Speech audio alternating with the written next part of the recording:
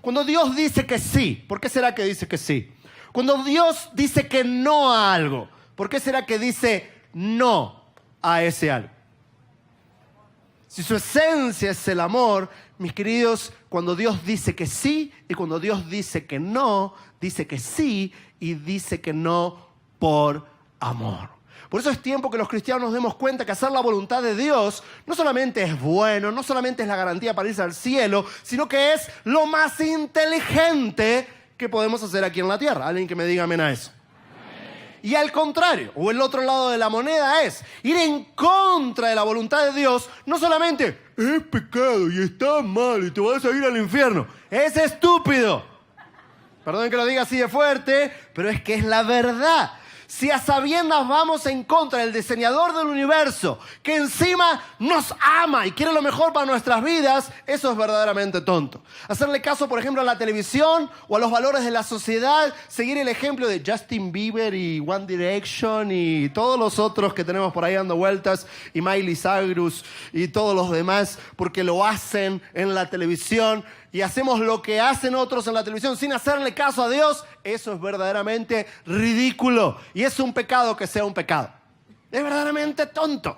Es ridículo. Dios nos ama porque su esencia es el amor. Cuando nos dejó los mandamientos, ¿qué será que pensamos? ¿Será que un día estaba aburrido, arriba de una nube? Se había cansado de jugar a las canicas con los planetas y dijo, ¿con qué me divierto? Ya sé. Le voy a poner alguna prohibición a los seres humanos que les cueste cumplir.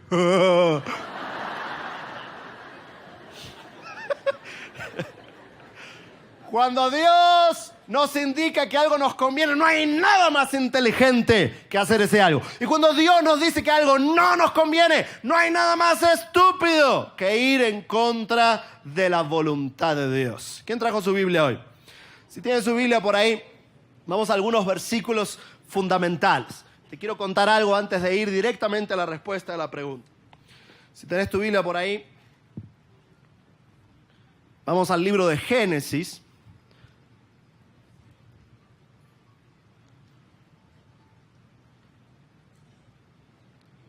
Versículo 2, versículo 7. Y también vamos a leer de Romanos, capítulo 8, versículo 11. Sé que los chicos de producción nos van a ayudar aquí en la pantalla. En Génesis capítulo 2, versículo 7, se nos dice lo siguiente. Entonces Jehová, Dios, formó al hombre del polvo de la tierra, sopló en su nariz aliento de vida, y fue el hombre entonces un ser viviente. Vamos a Romanos. Y si el espíritu de aquel que levantó a Jesús de entre los muertos vive en ustedes, el mismo que levantó a Cristo de entre los muertos también dará vida a sus cuerpos mortales por medio de su espíritu que vive en ustedes. Estos dos versículos, uno en el Antiguo Testamento, otro en el Nuevo Testamento, nos hacen una teología completa de por qué es importante estar en la voluntad de Dios. Queridos, Dios desde el inicio de los tiempos nos hizo para darnos vida. Nos hizo para soplarnos de su aliento. Y yo sé que parece una redundancia decir que Dios nos hizo para darnos vida, pero estoy hablando de una dimensión espiritual aún más profunda que simplemente la vida física. Él nos hizo para darnos de su aliento. Jesús habló de esto en Juan capítulo 10, versículo 10. Nos dijo que Él había venido para darnos vida y vida en abundancia. Él aún dijo, fue más allá y confesó, es que yo soy la vida. El versículo que acabamos de leer de Génesis llama a Dios de una manera especial que el Antiguo Testamento suele utilizar para referirse a Dios, y es Jehová. Pero ¿quién sabe cómo se le llama a Dios en la Biblia católica, por ejemplo? ¿Se dice Jehová? No, se dice Yahvé o Yahweh. ¿Cuál de las dos maneras es la correcta? Los evangélicos tenemos razón. No, los católicos. Bueno, la verdad es que ninguna de las dos, porque era una sigla conformada por solamente 4 letras. Y-H-V-H. Ahora traten de pronunciar eso, Y-H-V-H. No hay manera de decirlo, ¿cierto? Por eso se le agregaron las vocales, el E-O-A y el Yahvé, para que podamos pronunciar este nombre o esta sigla que para los hebreos antiguos era tan, pero tan sublime y especial. ¿Por qué era tan sublime y especial para ellos? Bueno, número uno, porque tenía temor reverencial de decir el nombre del Señor. Pero número dos, porque entendían que estaban refiriéndose a la vida en un sentido sublime, en el sentido más sublime de todos, en la esencia misma de Dios. Sigan conmigo. Les dije que esta era una sigla, pero también para los hebreos antiguos se descubrió que era una onomatopeya. Para los hebreos sonaba de alguna manera así, yo, va, que era el sonido que ellos usaban para representar la respiración de los seres vivos. ¿Quién sabe qué es una onomatopeya? ¿Estás entendiendo lo que digo? Wow, wow, por ejemplo, es una onomatopeya, o miau, miau. ¿Dicen así los gatos o los perros? No, es un nombre, una manera de decir lo que dicen. En inglés, por ejemplo, los perros no dicen wow, wow, dicen arf, arf. Si lees alguna revista en inglés te vas a dar cuenta de eso. Y no es exactamente porque ladran en inglés, sino porque nos inventamos el sonido que creemos más o menos que nos suena, que dicen. Bueno, para los hebreos antiguos esta era una onomatopeya de cómo respiramos. Ahora piensa bien en esto. Si para los hebreos antiguos el nombre de Jehová, el nombre de Yahvé, yo, va, era el sonido de la respiración, ellos estaban refiriéndose a la vida en su sentido más sublime. ¿Por qué digo eso? Cuando un bebé nace, ¿qué queremos que haga? Le damos un chilito, le damos un golpecito, queremos que llore porque al fin y al cabo lo que queremos es que diga el nombre del Señor. ¿Cuándo el ser humano ya deja de vivir? Cuando ya no puede ¿qué? O cuando ya no puede decir el nombre de Jehová.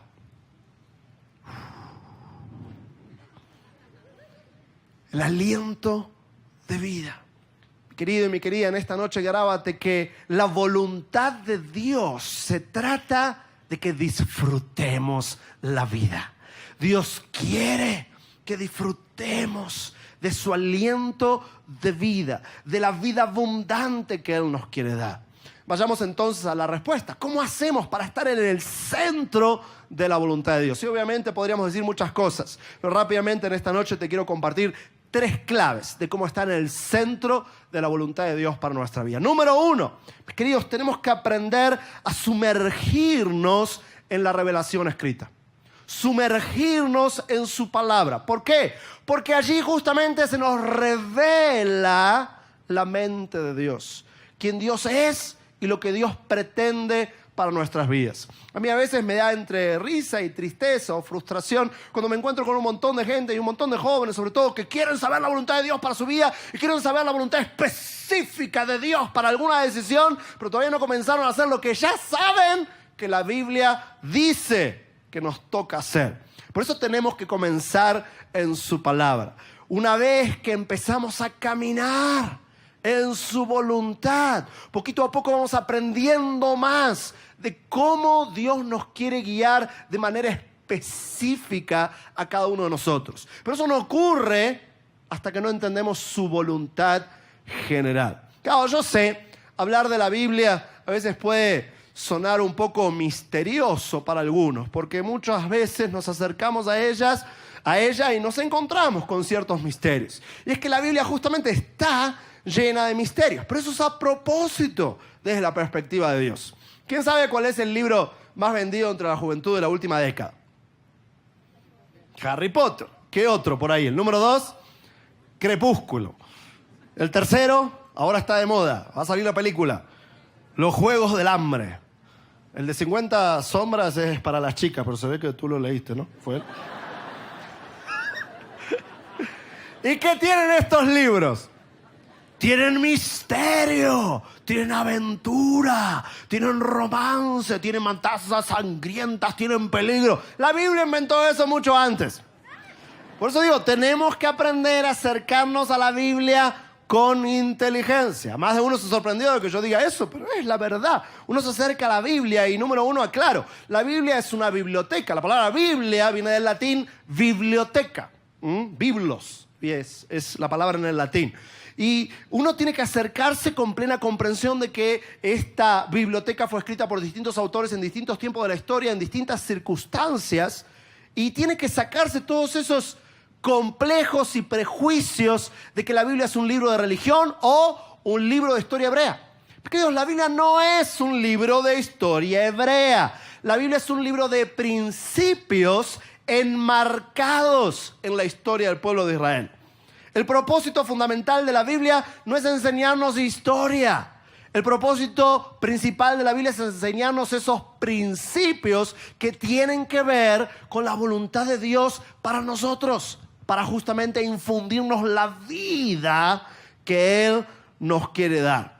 Por eso tenemos que acercarnos con ojos abiertos a la Biblia. Tenemos que sumergirnos en ella, con las neuronas bien encendidas. Cuando uno se acerca a la Biblia se sorprende. La Biblia es maravillosa, como les decía, está llena de aventuras. Hay cada cosa en la Biblia, que si hubiera sido escrita por hombres, no estarían esas historias ahí. Por ejemplo, ¿quién se acuerda del final de la historia de Noé? ¿Se acuerdan de Noé? El único hombre justo hallado en su tiempo, tiene la visión de hacer el arca, obedece al Señor, pasa por el diluvio 40 días, 40 noches. ¿Y qué hace al final del diluvio? Un altar para adorar al Señor. ¿Por qué hizo en el altar verdaderamente? ¿Quién se acuerda? Esa parte no la solemos mencionar en los sermones. Se emborrachó y empezó a correr desnudo. ¿Qué hace esa historia ahí? O sea, te voy a decir qué creo que hace esa historia ahí. Otro ejemplo, ¿quién se acuerda de Eliseo? El profeta de la doble unción. Hace unos años se había puesto de moda el profeta Eliseo. Muchos predicadores hablaban de Eliseo porque era el profeta de la doble unción. Este varón de Dios no solamente tenía unción, tenía la doble unción. Pero en cierta ocasión va caminando por ahí, unos niños le gritan: viejo calvo! ¿Qué hace el profeta de la doble unción? Manda una osa a que se coma a esos niños. ¡Qué espiritual, el profeta de la doble unción! ¿Qué locura es esa?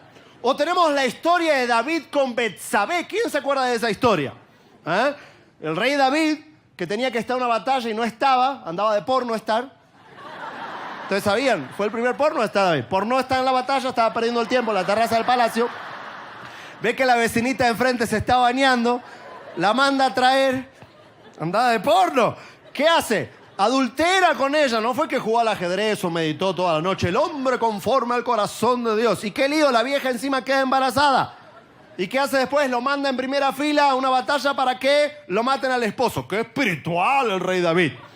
¿Qué hacen esas historias ahí? Esas historias nos revelan que no fue un hombre, no fue un predicador moderno el que escribió la Biblia. Nos revelan que Dios se manifiesta a través del misterio. La Biblia nos habla de personas ordinarias, como cada uno de nosotros, como tú o como yo, bueno, sobre todo como tú. Y como Dios hizo cosas extraordinarias con ellos, a pesar de sus problemas, sus dificultades y aún sus pecados. Denle a Dios un aplauso por esa verdad. Pero te decía, el misterio obviamente estuvo dentro del plan de Dios de entrada. ¿Por qué? Porque a Dios le gusta que le busquemos. Cuando somos niños, yo tengo 2 hijitos muy chiquitos. Mi hijita mayor se llama Sofía Sol, tiene 8. Yo la amo con locura. Y mi hijito menor se llama Maximus Decimus Meridius, general del Ejército del Norte. Porque es mi gladiador. Y ellos a veces con sus amiguitos juegan a las escondidas. Se dice escondidas aquí en Colombia, ¿no? No es, en México dicen escondidillas. No, escondidas.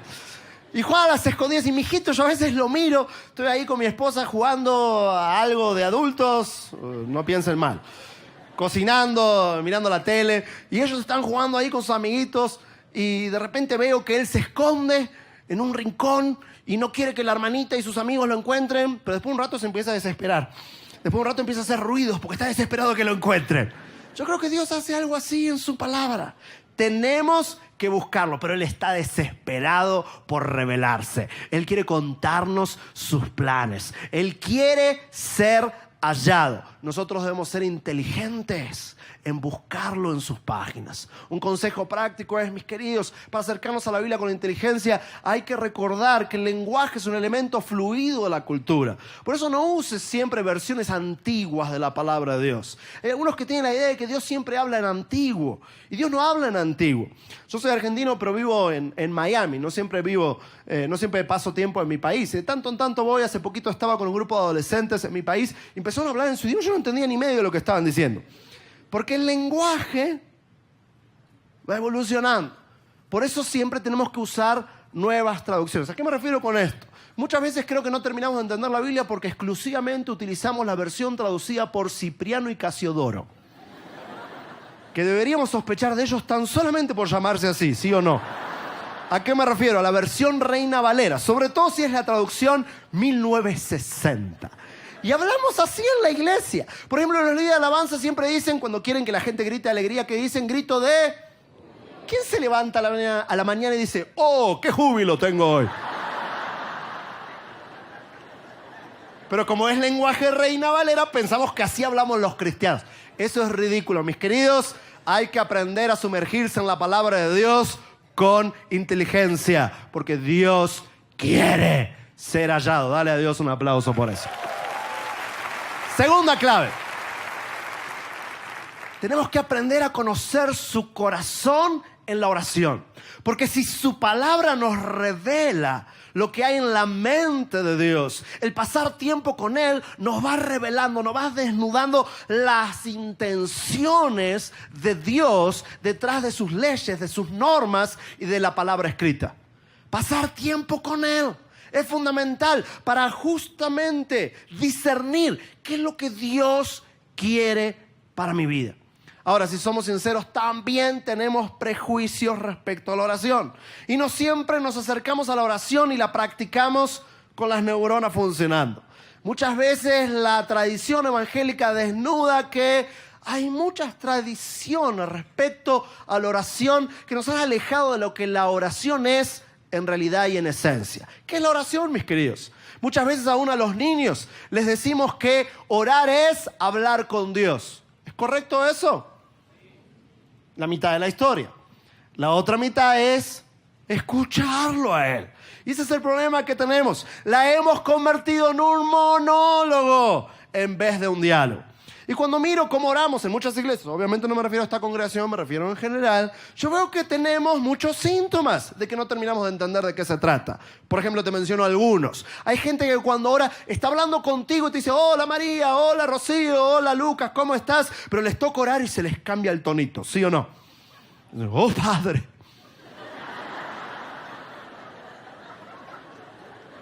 Estoy en tu presencia. ¿Qué es eso? Hace un tiempo atrás, un día estaba mirando la tele en mi casa. Yo no miro mucho la televisión, pero sí estaba mirando algo en la tele. Y veo que mi hijita baja la escalera, se detiene en el primer escalón y se detiene allí, ¿no? Y está como bailando y me mira.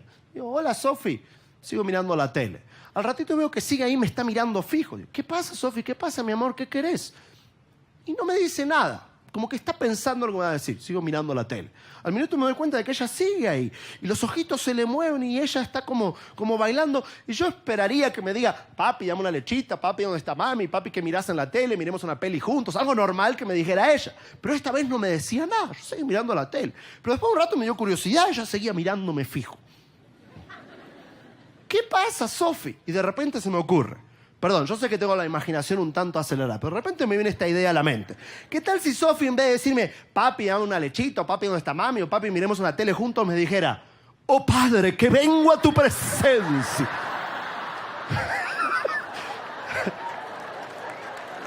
Se me ocurrió eso y me asusté.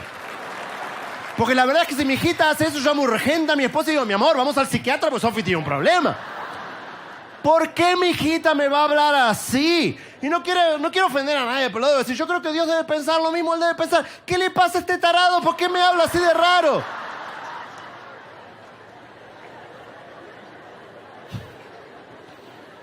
Otro síntoma.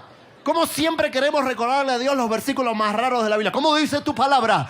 En Habacuc capítulo 3, versículo 14. ¿Qué será que Dios está buscando en la página? ¿Dónde quedaba eso? ¿Qué?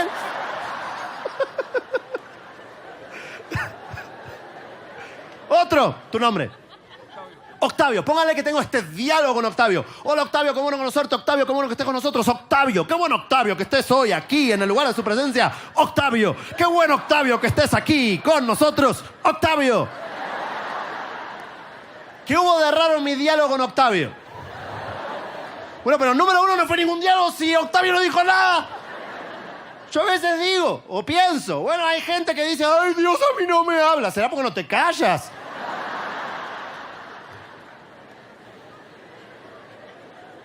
Y suena chistoso, pero es la verdad. Yo voy a orar. Amén. Y Dios se queda. No dejamos que diga nada. Y aún en nuestras reuniones, a mí a veces me causa risa. Hay 3 segundos de silencio y ya sube el tecladista y empieza. Chin, chin, chin. Nos asusta el silencio. Hay que aprender a hacer silencio en la presencia de Dios, pues se supone que es un diálogo, no un monólogo. Nosotros hablamos y después tenemos que hacer silencio para que Él nos hable a nosotros. ¿Qué otra cosa hubo de raro en mi diálogo con Octavio? Le dije su nombre cada 3 palabras, ¿cierto? Yo a veces escucho que oramos y decimos, Señor, venimos a tu casa, Señor, no sabemos qué decirte, Señor, y por eso te decimos, Señor.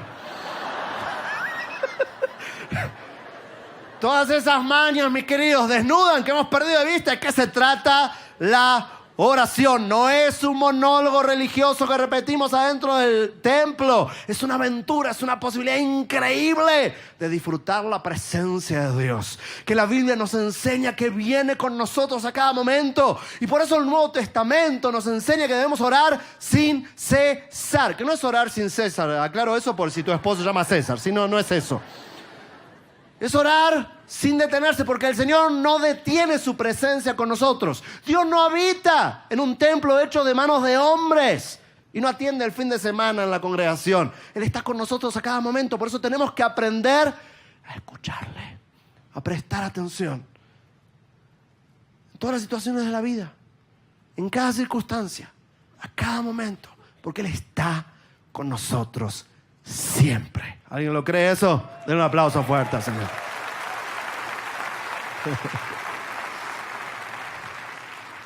Tercer clave, número 1, sumergirnos en su palabra, para que su palabra nos dé ese aliento de vida, esas ganas de vivir, esa vida abundante que Él nos promete. Número 2, pasar tiempo con Él.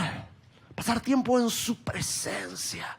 Estar atentos a que Él está con nosotros a cada momento y dialogar con Él continuamente. ¿Es bueno separar un tiempo en la mañana de intimidad con Dios? Claro que sí, pero cuidado con separar ese tiempo en la mañana, pasar varias horas allí y después olvidártelo al Señor el resto del día.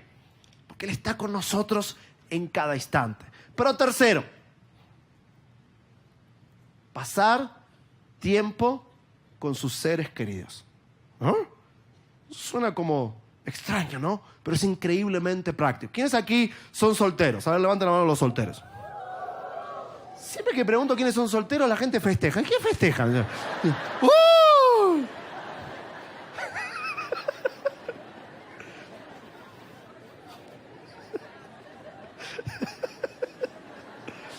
A ver, los casados, démosle una lección a los solteros de cómo se festeja.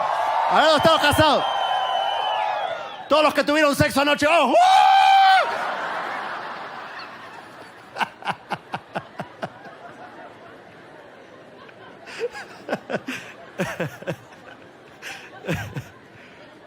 Bueno, quizás festejan porque vienen a esta congregación y yo sé, sobre todo escuché gritos masculinos, porque a veces los varones vienen a una iglesia como esta, por ejemplo, porque quieren escuchar las buenas nuevas, pero otras veces porque quieren conocer a las buenas nuevas aquí en la congregación.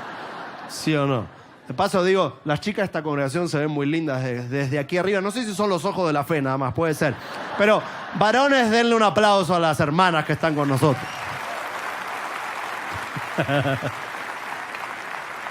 Le preguntaba quiénes son solteros porque tengo un consejo para darles. Si querés saber cómo ser un mejor esposo antes de casarte o una mejor esposa antes de casarte, tenés que pasar tiempo con la familia de tu novio o tu novia. Porque conociendo a su familia podés conocer mucho acerca de tu futura pareja. Podés conocer acerca de sus valores, podés conocer acerca de su perspectiva de vida, de sus sueños, de sus proyectos, de sus hábitos, conociendo a su familia. ¿Saben qué? Lo mismo pasa con el Señor. La iglesia es la familia de Dios. Y el libro de Proverbios nos enseña que la sabiduría muchas veces la encontramos en la multitud de consejeros. Yo creo que hay muchos cristianos que luchan demasiado con el pecado. Y todos luchamos con el pecado, pero algunos luchan demasiado con el pecado porque luchan a solas. Cuando la iglesia se supone es una comunidad, una familia. Uno de los grandes males del cristianismo del último siglo es justamente el individualismo. El individualismo nos ha lastimado. Si querés disfrutar el plan de Dios para tu vida, cuenta con el consejo de los seres queridos de Dios. Y obviamente me estoy refiriendo sobre todo a personas maduras. Los líderes y los pastores de la iglesia. No estamos para hablarte solamente de los planes de Dios una vez por semana. Estamos para ser familia. ¿Por qué en la iglesia nos llamamos hermanos? No es porque no le sabemos el nombre al otro. Ese es un viejo truco evangélico, ¿cierto? Hola, hermana. ¿Cómo se llamaba esta vieja? ¿Quién era? Es tu hermana porque la sangre de Cristo corre por ella como por ti. Somos la familia de Dios y tenemos que aprender a practicar un cristianismo de comunión. Esta es una de las verdades más olvidadas por la iglesia del último siglo. El Nuevo Testamento insiste una y otra vez con la siguiente recomendación: anímense los unos a los otros, exhórtense a las buenas obras los unos a los otros. Debemos protegernos y ayudarnos los unos a los otros. Claro, yo sé que quizás suena un poco extraño lo que estoy diciendo, porque no solemos hacer mención de la vida cristiana en comunidad, pero es tan vital y tan importante para estar en el centro de la voluntad de Dios para nuestra vida. Todos necesitamos ayuda de otras personas. Aún los pastores y los líderes muchas veces cerramos el camino porque contamos solamente con nuestro consejo. Necesitamos escuchar el consejo de otros. El cristiano no puede ser una persona individualista. Sí, quizás nos da un poquito de vértigo esta idea. ¿Por qué? Porque históricamente esta es la parte triste. La iglesia quizás ha sido el único ejército que mata a sus heridos. Alguien confiesa una debilidad, alguien es descubierto en pecado y los demás se escandalizan. ¡Oh! ¡Vil cucaracha inmunda, arrepiéntete! Entonces nadie confiesa nada, pero ¿puedo hacer una pregunta importante y fuerte? ¿Qué es lo que nos diferencia a los cristianos de los no cristianos? ¿Cuál es la verdadera diferencia entre nosotros? Fuera de que ponemos cara de telenovela venezolana durante la adoración.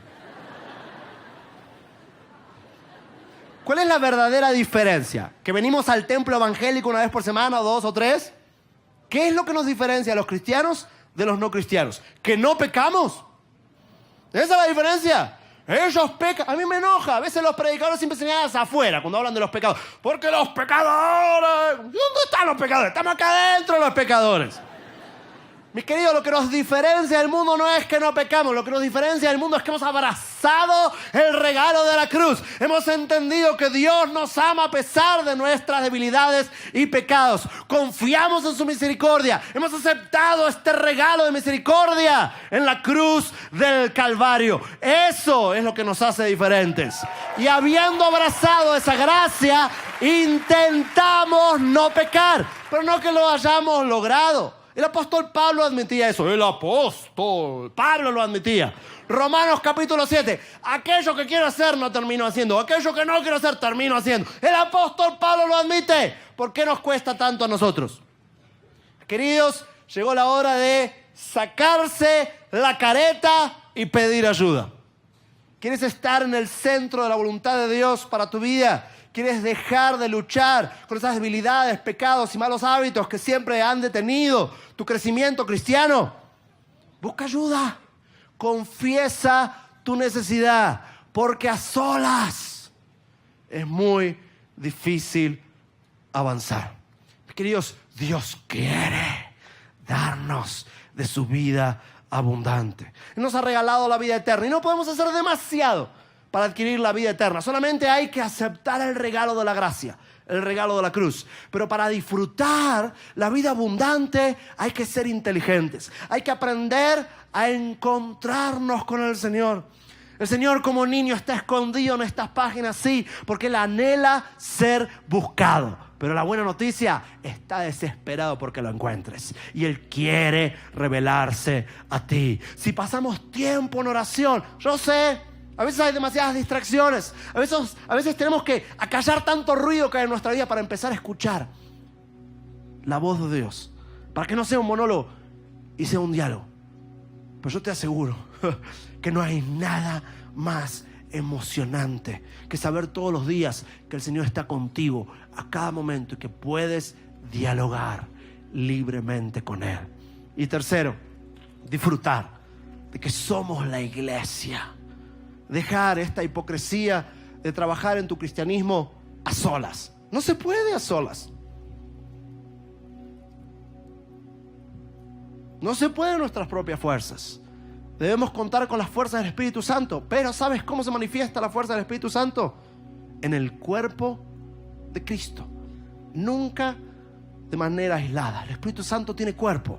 Se llama la iglesia de Jesucristo. Nos necesitamos los unos a los otros.